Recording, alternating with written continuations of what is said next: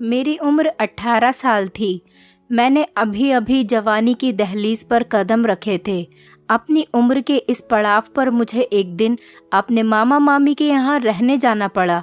मेरी मामी मुझे देखकर बहुत खुश हुई, लेकिन जैसे ही शाम का वक्त होता मेरी मामी मुझे ऊपर बने एक कमरे में छुपा देती और मुझे मामा के सामने आने नहीं देती। एक दिन जब मुझे प्यास लगी तो मैं पानी पीने स्टोर रूम से बाहर आ गई। तभी मुझे मामी के कमरे से उनके रोने की आवाज़ आई। मैं हैरत में मामी के कमरे में गई तो मैंने वहाँ जो देखा उसे देखकर मेरी जान निकल गई। मेरा नाम प्रियंका है और मेरी कहानी कुछ इस प्रकार है। मैं अपने घर की सबसे बड़ी बेटी थी और मेरे 2 छोटे भाई भी थे। मैं एक छोटे से गांव में रहती थी। मेरा गांव बहुत ही प्यारा था। मैंने अपना पूरा बचपन इन्हीं गलियों में खेलकर गुजारा था और मैं इसी गांव में जवान हुई। मैंने कभी सोचा भी नहीं था कि मुझे ये अपना प्यारा सा गांव छोड़कर कहीं दूर जाना पड़ेगा। जब मुझे अपना गांव छोड़कर अपने मामा के घर जाना पड़ा तो वो दिन मेरी ज़िंदगी का सबसे दुख देने वाला दिन था। लेकिन ज़िंदगी की कड़वी सच्चाई इंसान को कहां से कहां ले जाती है। ऐसा ही कुछ मेरे साथ भी हुआ। अपना बचपन मैंने अपने माँ बाप के प्यार भरे आंचल में गुजारा था। हम जॉइंट फैमिली सिस्टम में रहते थे। घर बहुत बड़ा तो नहीं था, लेकिन अपना था। हमारे ताया की फैमिली में भी 5 लोग थे और हम भी 5 लोग ही थे। मेरे एक चाचा थे जो अभी पढ़ाई कर रहे थे और वो पढ़ाई के सिलसिले में ज़्यादातर हॉस्टल में ही रहा करते थे। हम बच्चे जैसे जैसे बड़े होते जा रहे थे, घर हमारे लिए छोटा होता जा रहा था। हमारी दादी और बुआ एक ही कमरे में रहा करती थीं। कम उम्र में ही दादा ने बुआ की शादी करवा दी थी। 2 साल बाद किसी वजह से बुआ तलाक लेकर हमारे घर की दहलीज पर वापस आ गई थी। मुझे आज तक ये समझ में नहीं आया कि मेरी बुआ तो बहुत अच्छी थी। उन्होंने आज तक कभी किसी से ऊंची आवाज़ में बात तक नहीं की। फिर उन्हें कोई कैसे छोड़ सकता है। फिर बात इतनी कैसे बढ़ गई कि बुआ की तलाक हो गई। लेकिन मुझे इतना पता था कि मेरी बुआ की शादी उनकी मर्जी के खिलाफ हुई थी। दादी ने ये शादी की थी। मेरी दादी जात पात में विश्वास रखने वालों में से थी। मेरी दादी को अपनी बिरादरी बहुत अजीज थी और इसी बिरादरी का मान रखने के लिए मेरी बुआ को दादी ने एक अनचाहे बंधन में बांध दिया था। हमारी ज़िंदगी ऐसी बहुत सी कड़वी सच्चाई से भरी पड़ी थी। मेरी माँ और ताई की कभी भी आपस में नहीं बनती थी, क्योंकि बात ये थी कि मेरी माँ और ताई आपस में कजिन्स थीं और उन दोनों की आपस में कभी नहीं बनी थी। खैर, भाग्य ने ऐसा खेल रचा कि उन दोनों की शादी एक ही परिवार में हुई और ना चाहते हुए भी उन्हें देवरानी जेठानी बनकर एक ही घर में साथ में रहना पड़ा। दादी ने हमें बताया कि जिस दिन तुम्हारी माँ दुल्हन बनकर इस घर में आई थी, उस दिन से ही तुम्हारी माँ और ताई के बीच में 36 का आंकड़ा बना हुआ है। वो आज तक ख़त्म नहीं हुआ। मैंने अपने बचपन से ही अपनी माँ और ताई को आपस में जलन और बराबरी करते हुए देखा था।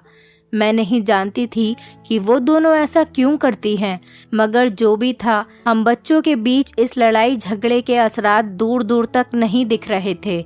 हमारी माएँ जितनी भी झगड़ालू और ज़िद्दी थीं, हम सब बच्चे आपस में इतने ही प्यार मोहब्बत से रहते थे। मेरी ताई की बेटी सारिका मुश्किल से मुझसे 2 साल बड़ी होगी। उसके भी 2 भाई थे, एक उससे बड़ा और एक उससे छोटा। सारिका का बड़ा भाई राहुल कॉलेज में पढ़ता था। वो पढ़ाई में बहुत तेज़ और होशियार था और मेरा और सारिका का पढ़ाई में बिल्कुल भी मन नहीं लगता था। हम दोनों ही बहुत निकम्मी थीं। हम दोनों की ही माएँ हमें इस निकम्मेपन और पढ़ाई से जी चुराने पर हर वक्त बातें सुनाया करती थीं। हमारा घर तो लोगों के हिसाब से बहुत छोटा था, लेकिन हमारे घर के पिछले भाग में एक बहुत प्यारा सा बगीचा था। यह बगीचा हमारी दादी की मेहनत और लगन का ही नतीजा था। मैं और मेरी ताया की बेटी सारिका, हम दोनों ही आम के पेड़ से तोड़कर कच्चे आम खाते थे। जब बाद में दादी को इस बात का पता चलता तो वो हमें अपनी लाठी से बहुत डराती थीं। अपनी माँ के डांट से बचने के लिए यह बगीचा हमारे लिए सबसे सुरक्षित जगह थी, क्योंकि दादी अपने बगीचे में किसी को पाँव भी रखने नहीं देती थी। ये अलग बात है कि मैं और सारिका अपने दिन का एक बड़ा हिस्सा इसी बगीचे में गुजारते थे। मैं इस वक्त 10वीं क्लास में थी। इस वक्त हमारे बोर्ड के पेपर होने वाले थे, इसीलिए राहुल हम दोनों को ही अपने पास बिठाकर ज़बरदस्ती पढ़ाता था। राहुल पढ़ाई में बहुत तेज़ था और घरेलू सियासत से दूर ही रहता था। जब उसने सारिका के साथ मुझे भी पढ़ाने की बात की कि पहले तो माँ और ताई के बीच इस बात को लेकर बहुत झगड़ा हुआ, पर जब दादी ने अपनी गरजदार आवाज़ में कहा कि प्रियंका और सारिका दोनों को ही राहुल पढ़ाएगा, तो माँ और ताई बिल्कुल चुप हो गईं, क्योंकि घर में दादी का बहुत खौफ था और माँ और ताई दोनों ही दादी से बहुत डरती थीं। यही वजह थी कि माँ और ताई दोनों अभी तक दिल पर पत्थर रखकर एक साथ ही एक घर में रह रही थीं, क्योंकि मेरे ताया और पापा कभी भी अपनी बीवियों की बात नहीं मानते थे। वो हमेशा दादी की ही बात मानते थे। यही वजह थी कि मेरी माँ और ताई हमेशा एक दूसरे पर गुस्सा निकालती थीं। बस समय निकलता गया और जैसे तैसे करके मैंने और सारिका ने 12वीं की परीक्षा पास कर ली और इसी बीच हम दोनों ने कॉलेज में दाखिला लिया। कॉलेज में दाखिला लेने के कुछ ही समय बाद मुझे कॉलेज में एक लड़के से प्यार हो गया। उस लड़के का नाम अनिल था। उन्हीं दिनों मेरे दिल ने एक अलग तरीके से धड़कना शुरू किया और मैं पूरी तरह उस लड़के की तरफ आकर्षित हो गई। मैं हर समय उसी लड़के के सपने देखा करती थी, लेकिन वो लड़का मुझे सिर्फ अपनी एक अच्छी दोस्त मानता था। उन्हीं दिनों एक अजीब किस्सा हुआ। मेरे चाचा ने घर में किसी को बिना बताए शादी कर ली। इस बात का घर में सबको तब पता चला जब वो अपनी नई नवेली दुल्हन को लेकर घर आए। दादी ने चाचा को पहले तो बहुत बातें सुनाई। बाद में चाचा से पूछा कि तू इसे रखेगा कहाँ पर, इस घर में तो जगह ही नहीं है। चाचा ने कहा कि यहीं रखूँगा।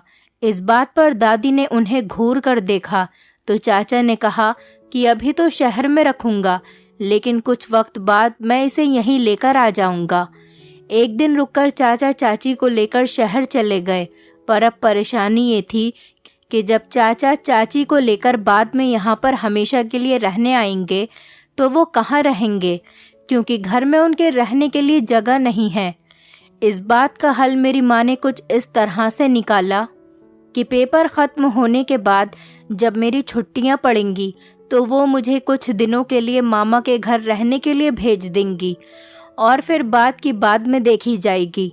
पेपर जब करीब आए तो राहुल ने मुझे और सारिका को पढ़ाना शुरू कर दिया। जैसे तैसे पढ़ाई करके मैंने और सारिका ने अपने पेपर दिए। पेपर ख़त्म हुए ही थे कि चाचा वापस आ गए और मुझे अपने मामा के घर जाना पड़ा। मामा के घर जाने से पहले कॉलेज अनिल से मिलने के लिए गई, लेकिन मैंने देखा कि उस लड़के के दिल में मेरे लिए कोई जज्बात नहीं थे, पर पता नहीं क्यों मेरे लिए उससे दूर रहना नाकाबिले बर्दाश्त था। पर मुझे एहसास हुआ कि मेरा प्यार एक तरफा है और तभी मैंने मामा के घर जाने का इरादा पक्का कर लिया। पर तब भी मेरे दिल में बहुत उदासी थी और दूसरी तरफ इस बात की खुशी भी थी क्योंकि मैं पहली बार मामा के घर जा रही थी। मेरे पापा और छोटा भाई मुझे मेरे मामा के घर छोड़ने के लिए स्टेशन पर गए। मेरे मामा और मामी मुझे लेने के लिए आए थे। उस दिन दूसरी बार मैंने अपनी मामी को देखा था। उससे पहले एक बार बस मैंने उन्हें अपनी बुआ की शादी में देखा था। तब भी मामा और मामी एक रात रुककर वापस चले गए थे, क्योंकि मामा जब भी हमसे मिलने हमारे घर पर आते थे तो वो अकेले ही आते थे। वो मामी को अपने साथ लेकर नहीं आते थे। मुझे अपने मामा बहुत ज़्यादा पसंद हैं क्योंकि वो बहुत अच्छे इंसान थे। उनकी आदत बहुत ही अच्छी थी। वो किसी को भी बहुत ही आसानी से अपनी तरफ आकर्षित कर सकते थे। मामा मुझे और पापा को अपने साथ लेकर घर गए। दोपहर का खाना हम सब ने साथ में मिलकर खाया। मामी मुझसे बहुत प्यार और अच्छे तरीके से मिली थी। वो मुझसे बहुत अच्छे से बात करती थी। मेरी मामी मेरी माँ और ताई के बिल्कुल उल्टा थी। वो बहुत ही मेहरबान और अच्छी औरत थी। कभी कभी तो उनमें मुझे अपनी बुआ की छाया दिखाई देती थी। वो मेरा बहुत ज़्यादा ख्याल रखती थी और मुझे किसी चीज़ की कमी नहीं होने देती थी। मैं बहुत लापरवाह और निकम्मी थी, लेकिन इसके बावजूद मेरी मामी मुझे कभी नहीं डांटती थी। बल्कि प्यार से मुझे समझा देती थी। सारिका मुझे रोज़ ही फ़ोन करती थी क्योंकि वो मुझे बहुत याद करती थी। खैर, याद तो मुझे भी उसकी बहुत आती थी, लेकिन मैं जानती थी कि मैं उसे माँ और ताई के जंग के मैदान में अकेला छोड़कर आई हूँ। इसी वजह से वो मुझसे कॉल पर बहुत गुस्सा होती थी और मुझे बहुत बातें सुनाती थी। मैं सारिका को तसल्ली देती थी कि मैं जल्दी वापस आ जाऊंगी, तुम चिंता ना करो। मैं अपने मामा के यहाँ बस कुछ ही दिनों के लिए आई हूँ, लेकिन मेरी किस्मत ने मेरे लिए कुछ और ही सोच रखा था। मैं घर से वापस आते समय अपना दिल वहीं किसी के कदमों में छोड़कर आई थी, ये जाने बिना ही कि जिसके लिए मैं अपना दिल छोड़कर आई हूँ वो मेरे लिए कुछ जज्बात रखता भी है या नहीं। मैं बस अनजान राहों पे मुसाफिर बन गई थी। उसके बारे में सोचकर दिल में हल्की सी गुदगुदी होती थी। मेरी मामी की कोई औलाद नहीं थी, वो तन्हाई में अपना वक्त गुजार रही थी, इसीलिए मेरे घर आने से मामी बहुत खुश हो गई थी। ये बात सही है, दूसराहट से इंसान का दिल बहल जाता है। मामा बस अपने कामों में ही व्यस्त रहते थे और वो शायद ये भूल ही चुके थे कि उनकी पत्नी समय से पहले ही बूढ़ी हो रही है। कभी कभी अपनों की लापरवाही हमें समय से पहले ही थका देती है। कभी कभी मुझे अपनी मामी पर बहुत तरस आता था, जो इस घर की चार दीवारी में ही कैद होकर रह गई थी। मेरे मामा मामी से शादी करके उन्हें इतनी दूर लेकर आ गए थे कि उनका उनसे रिश्तेदारों से मिलना जुलना भी नहीं हो पाता था। यही वजह थी कि मेरे आने से मेरी मामी बहुत ज़्यादा खुश थीं। मेरे मामा के घर के बराबर में ही एक औरत रहती थी जो लड़कियों को सिलाई कढ़ाई सिखाने का काम करती थी। मैंने मामी से कहकर उस औरत के यहाँ सिलाई कढ़ाई सीखने जाना शुरू कर दिया था, मगर मुझे सिलाई सीखने के दौरान भी हर वक्त मामी का ही ख्याल रहता था कि मेरी गैर मौजूदगी में मामी घर में अकेली और तन्हा होंगी।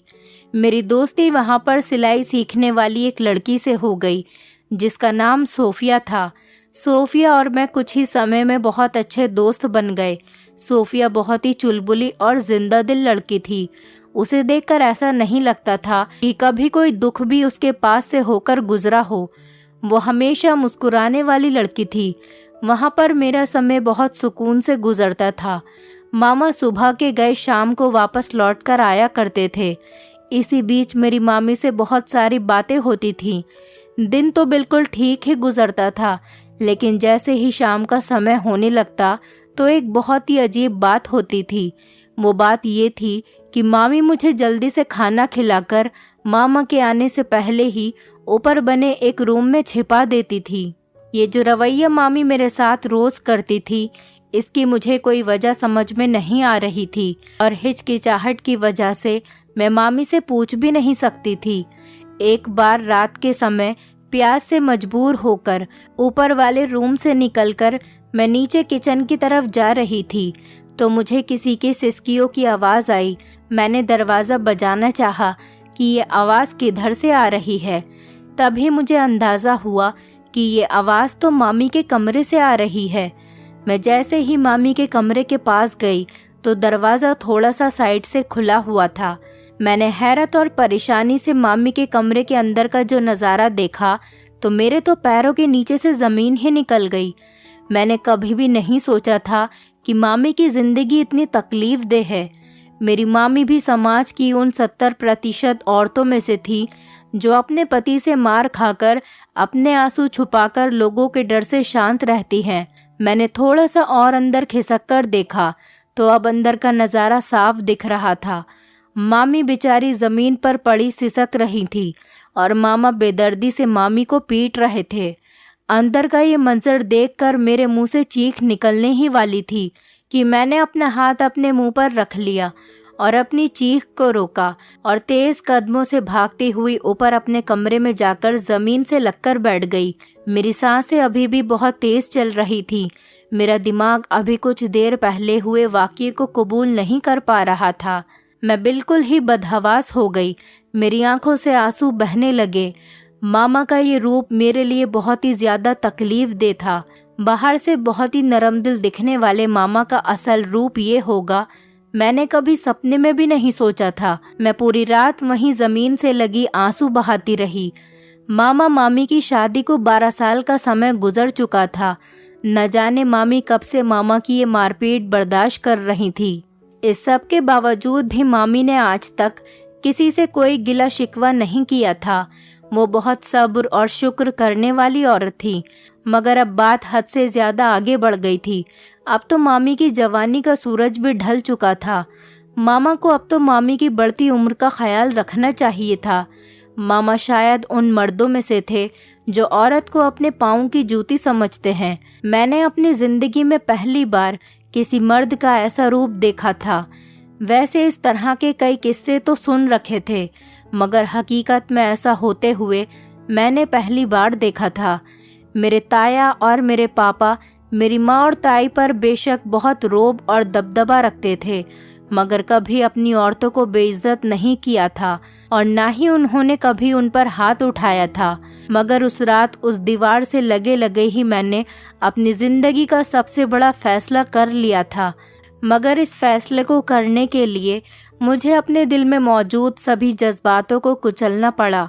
उस रात में ही वहीं बैठे बैठे मेरा दिल शादी से बिल्कुल उठ गया था। मैंने उसी समय फैसला करा था कि मैं अपनी ज़िंदगी में कभी शादी नहीं करूँगी। मेरे दिलो दिमाग पर शादी का सिर्फ एक रुख, एक नक्श ही छपकर रह गया था। मैंने रात तो जैसे तैसे रो धोकर गुजार ली थी, मगर सुबह होते ही सबसे पहले मामी की तलाश में किचन में गई। मैंने जाकर देखा तो मामी नाश्ता बना रही थी। मामी सबसे पहले मामा के लिए नाश्ता बनाती थी। ऑफिस जाने के बाद मामी घर की साफ सफाई में लगती थी। वो कामों में व्यस्त होकर अपनी ज़िंदगी की तकलीफ़ों को भुलाने की पूरी कोशिश करती थी। मैंने मामी के चेहरे पर देखा तो मुझे उनका दुख उनके चेहरे पर साफ साफ दिखाई दिया। उन्होंने नाश्ता बनाकर मुझे दिया कि मैं मामा के कमरे में दे आऊं और फिर मेरे लिए भी नाश्ता बनाने लगी। मैंने नाश्ते की ट्रे उठाई और मामा के कमरे की तरफ जाने लगी। दरवाज़ा आधा खुला हुआ था। मैं दरवाजे के सामने जाकर एकदम से रुक गई। मेरी आंखों के सामने रात का मंजर आ गया। मेरे कदम भारी हो गए थे। मुझे लग रहा था जैसे मैं सदियों से यहीं पर खड़ी हूँ। मैंने जी कड़ा करके और एक लंबा गहरा सांस लेकर अपने कदम अंदर की तरफ बढ़ा दिए। अंदर जाकर मैंने मामा के सामने वाली टेबल पर नाश्ता रख दिया। मामा हाथ में अखबार लिए हेडलाइन पढ़ रहे थे। मेरे आने पर आंख उठाकर एक पल के लिए मुझे देखा और फिर दोबारा अखबार पढ़ने में लग गए। मैंने नज़र उठाकर मामा को देखा तो उनके सीधे सादे चेहरे के पीछे छुपे उनके खतरनाक चेहरे को देखकर मेरे पूरे जिस्म में झुरझुरी तारी हो गई। मैंने सोचा न जाने अब और क्या क्या देखना बाकी था। वो पूरा दिन मैंने मामी की जांच पड़ताल करने में निकाला। मैं उनसे कुछ पूछने और ना पूछने के विचार में गुमसुम रही। इसी तरह रात हो गई और मामी के कहने से पहले ही मैंने रात का खाना खाया और ऊपर वाले कमरे में जाकर लेट गई। मैंने कुछ देर वहीं सोच विचार में गुजार दी और फिर मोबाइल उठाकर सारिका को कॉल लगाई। उससे कुछ देर बात करने से मेरा दिल बहल गया था। वो मुझे माँ और ताई के बीच में हुए ताज़ा झगड़े के बारे में बता रही थी। हम दोनों की माँ और ताई के बीच होने वाली लड़ाई को ज़्यादा दिलचस्पी से नहीं लेते थे, पर आज मैं उसकी इस बातचीत पर दिल से मुस्कुरा भी नहीं रही थी। तभी वो मुझसे बार बार पूछ रही थी कि तुम ठीक तो हो ना, मगर मेरे पास उसे झूठी तसल्ली देने के अलावा कोई दूसरा रास्ता नहीं था। जब आधी रात का समय गुजरा तो मैं हल्के हल्के कदमों से बाहर आई। आज फिर वही नज़ारा था। मामी के कमरे के बाहर से सिसकियों की आवाज़ आ रही थी। मैंने चुपके से अंदर कमरे में झांक कर देखा तो कल की तरह ही नज़ारा था। मैं तेज़ कदमों से भागकर अपने कमरे में वापस आ गई। मैंने सोने से पहले अपने आप से ये पक्का वादा ले लिया था कि चाहे कल कुछ भी हो जाए, मैं मामी से इस मुद्दे पर बातचीत करके ही रहूँगी। अगली सुबह जैसे ही मामा ऑफिस जाने के लिए निकले तो मैंने मामी से कहा कि सब काम छोड़कर मेरे पास आकर बैठ जाएं। मुझे आपसे कुछ ज़रूरी बात करनी है। मामी मेरी बात सुनकर मेरे साथ आंगन में आकर बैठ गईं। मामी ने मुझसे पूछा कि क्या हुआ बेटा, क्या बात है, घर पर सब ठीक तो है ना? मैंने कहा जी मामी, घर पर तो सब ठीक है। मैंने मामी से कहा, मुझे आपके बारे में आपसे कोई बात करनी है। मामी हैरत में आ गईं और बोली, मेरे बारे में? मामी ने हैरत भरी नज़रों से मुझे देखा। मैंने मामी से पूछा कि मामी, अब आप मुझे बताएंगी कि मामा के इस सुलूक की असल वजह क्या है और वो कब से आपको इस तरह मारते आ रहे हैं। मेरे मुंह से ये बात सुनकर मामी का रंग ही फीका पड़ गया। मामी ने पूछा, बेटा तुम्हें इस सब के बारे में कैसे पता चला? तो मामी को मैंने उस रात के बारे में बताया और कहा कि मैंने मामा को आपको मारते हुए देख लिया था। मामा आपको किस तरह बेदर्दी से पीट रहे थे। अब मुझे समझ आया कि आप रात को क्यों मामा के आने से पहले मुझे ऊपर वाले कमरे में भेज दिया करती थी। अब आप मुझे सब कुछ सच सच बताइए कि मामा के इस रवैये के पीछे की असल वजह क्या है। आखिर वो आपको क्यों मारते हैं? मेरे ज्यादा जोर देने पर मामी ने एक गहरी सांस ली। मामी ने मुझे बताया कि बेटा, ये किस्सा आज का नहीं है, ये किस्सा तो बहुत पुराना है। ये बात मेरी शादी से 5 महीने बाद की है, जब एक दिन मामी बताती गईं और मैं हैरत के समुंदर में डूबकर मामी की दर्द भरी कहानी सुनती गई। वो दिन हकीकत के बयां होने का दिन था। उस दिन मुझे बहुत कुछ ऐसा पता चला कि जिसके बारे में परिवार में कोई भी नहीं जानता था। मामी सब कुछ बताने के बाद मुझसे बोली कि बेटा, मैंने 12 सालों में आज पहली बार किसी इंसान के सामने अपना दिल खोल कर रखा है। बेटा, तुम्हारा बहुत एहसान होगा। ये जो बातें मैंने तुम्हें बताई हैं, तुम ये किसी को भी मत बताना, खास तौर पर अपनी माँ को बिल्कुल भी मत बताना। मैं नहीं चाहती कि सालों से बचाए हुए मेरे इस रिश्ते को अब जाकर कोई ठेस पहुँचे। मेरे पास ऐसा कोई नहीं है जो मेरे साथ खड़ा हो सके। मैंने बेबसी से मामी की तरफ देखा और मामी से पूछा कि मामी, इतने सालों से चुप रहकर ये सब सहकर आपको आखिर क्या मिला? उल्टा आपने अपने ऊपर जुल्म किया है। अब बस बहुत हुआ। क्या आप अपनी पूरी जिंदगी ऐसे ही गुजार देंगी? मैं आपको ऐसा कभी भी नहीं करने दूंगी। मेरी बात सुनकर मामी ने कहा कि तुम अभी बच्ची हो और इन सब बातों को नहीं समझती हो, इसलिए इस तरह की बात कर रही हो। हमारे समाज में तलाकशुदा औरतों की जगह बहुत मुश्किल से बनती है। मैंने कहा, ये सब उसूल बनाने वाले भी तो हम ही हैं ना। अगर हम सब मजबूरियों को वजह बनाकर इस सब को ऐसे ही चलता रहने देंगे तो ये सब कभी ख़त्म नहीं होगा। किसी न किसी को तो इसे रोकना ही होगा। अगर आज हम अपनी तरफ उठाने वाली एक उंगली को नहीं रोक सकते तो कल को पूरा हाथ हमारी तरफ ही उठेगा। हम लोगों को होश ही तब आता है जब पानी सर से ऊपर गुजर जाता है। ये सब्र और बहादुरी की बात नहीं है कि इस तरह का सलूक बिना किसी वजह के बर्दाश्त किया जाए। मेरी नज़र में तो ये एक बुज़दिल की पहचान है। आपकी तो कोई ऐसी मजबूरी भी नहीं और आप सिर्फ यही सोच रही हैं कि समाज क्या कहेगा। इस बात का रोक पाल कर बैठ गई हैं। काश हम ये सोचने के बजाय कि लोग क्या कहेंगे, ये सोच लिया करें कि भगवान क्या कहेगा, तो हमारी ज़िंदगी बहुत ज़्यादा आसान हो जाएगी। मेरा इतना समझाने का थोड़ा बहुत असर तो मामी पर भी हुआ। तभी उन्होंने कहा कि तुम्हें जो ठीक लगे वो करो, लेकिन एक बात याद रखना, जब हम समाज के बनाए हुए उसूलों से टकराते हैं तो समाज हमें मुंह के बल गिरा देता है। बहुत कम लोग ऐसे होते हैं जो समाज से टक्कर लेकर जीत हासिल करते हैं। मैंने मामी की बात सुनकर मामी से कहा कि मुझे भगवान पर पूरा भरोसा है, आप बस दुआ करें। मेरी बात सुनकर मामी मुस्कुराती हुई किचन में चली गईं। अगला दिन मैंने सोचने और मंसूबा बनाने में गुजार दिया। इस मंसूबे को पूरा करने के लिए मुझे सारिका की मदद की ज़रूरत थी। इसके बारे में मैंने उसे कॉल करके सब कुछ तफसील से समझा दिया था और अच्छे से सब कुछ समझा दिया था। मेरा अगला कदम बिना किसी मसले के मामी को यहाँ से लेकर जाना था। इसका मंसूबा भी मैंने बना लिया था। अगली सुबह मैंने मामा के ऑफिस जाने से पहले उनको मामी को अपने साथ अपने गांव लेकर जाने की इजाज़त मांगी। पहले तो मामा ने साफ साफ मना कर दिया, मगर थोड़ा ज़ोर देने पर उन्होंने मेरी बात मान ली। मेरे लिए यही काफ़ी था। मैंने भागकर जल्दी से मामी को ये बात बताई तो मामी बहुत खुश हुई।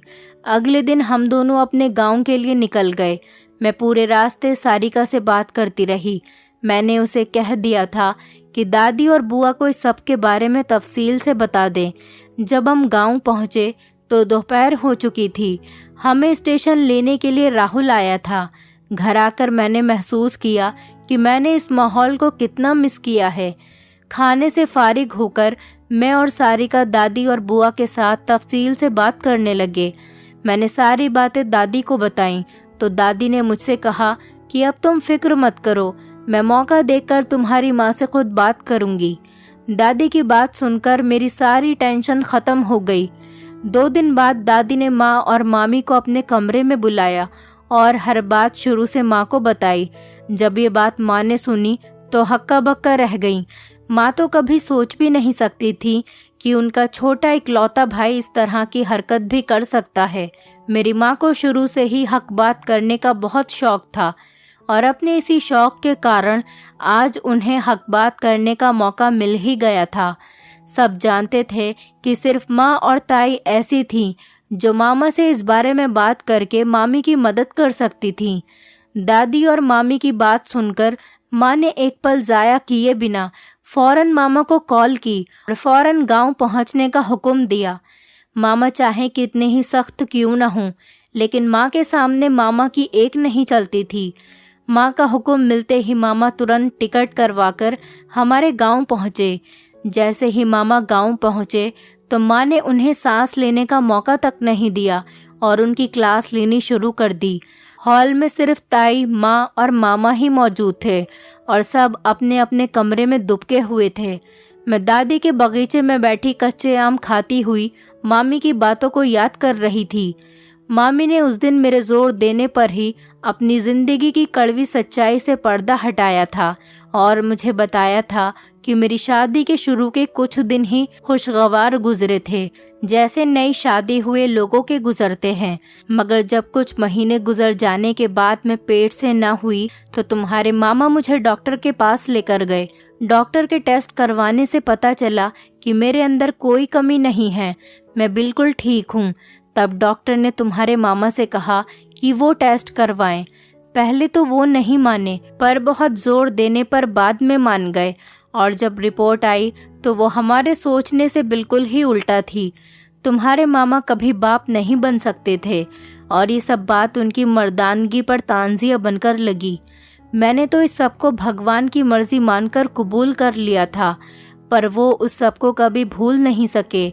मैं हमेशा उन्हें समझाने की कोशिश करती रही, मगर वो समझते कि मैं उनका मजाक उड़ा रही हूँ और इसी गलत फहमी ने उनके अंदर एक चिड़चिड़ापन पैदा कर दिया था और वो अपनी इस कमी का गुस्सा मुझ पर निकालने लगे और इसके लिए उन्होंने मुझे रोज़ मारना पीटना शुरू कर दिया।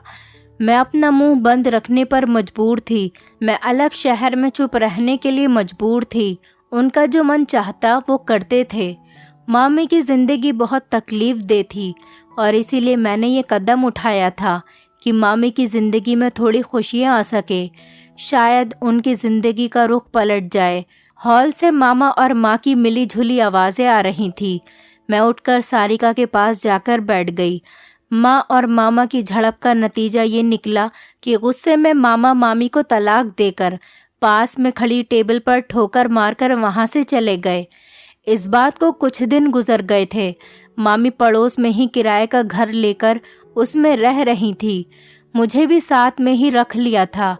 उन्हीं दिनों राहुल ने घर के ऊपर एक और पोर्शन बनाने का सोचा, क्योंकि घर छोटा पड़ रहा था। मेरा कमरा तो पहले ही चाचा और चाची के इस्तेमाल में था, इसीलिए राहुल ने ऊपर अलग पोर्शन बनाने का इरादा किया था और इस काम के लिए राहुल ने दादी को मना भी लिया था। दादी भी इस घर में कोई बदलाव नहीं चाहती थी, क्योंकि उन्हें यह घर बहुत प्यारा था। कुछ समय बाद मैं और सारिका कॉलेज पास कर चुके थे, तो ऊपर का पोर्शन भी पूरी तरह से बनकर तैयार हो चुका था। उन्हीं दिनों माँ और ताई की कड़ी कोशिशों के बाद एक उम्र में बड़े मगर अच्छे आदमी से मामी की शादी करवा दी गई। मामी अब अपनी ज़िंदगी में बहुत खुश थीं। उन्हीं दिनों राहुल भी नौकरी करने लग गया था और तभी ताई राहुल की शादी के लिए अच्छी लड़की की तलाश करने लग गई थी। मेरा तो शादी से भरोसा ही उठ गया था। सारिका ने मुझे बताया कि ताई ने राहुल के लिए एक अच्छी लड़की ढूंढ ली है और अब राहुल भैया की शादी उस लड़की से हो जाएगी। राहुल का रिश्ता पक्का होने के कुछ ही दिनों बाद उसकी शादी बहुत धूमधाम से हुई। हम सब ने उसकी शादी में बहुत ही मज़े किए और धीरे धीरे माँ और ताई के बीच की लड़ाई झगड़ा भी ख़त्म हो गया। अब हम सब अपने पूरे परिवार के साथ मिलजुल कर बहुत खुशी से रहते हैं। दोस्तों, उम्मीद करती हूँ आपको हमारी कहानी पसंद आई होगी। कहानी पसंद आई है तो वीडियो को लाइक करें, चैनल पर नए हैं तो चैनल को सब्सक्राइब करें और हाँ, नोटिफिकेशन बेल को ज़रूर दबाएं ताकि अगली अपडेट सबसे पहले आपको मिले।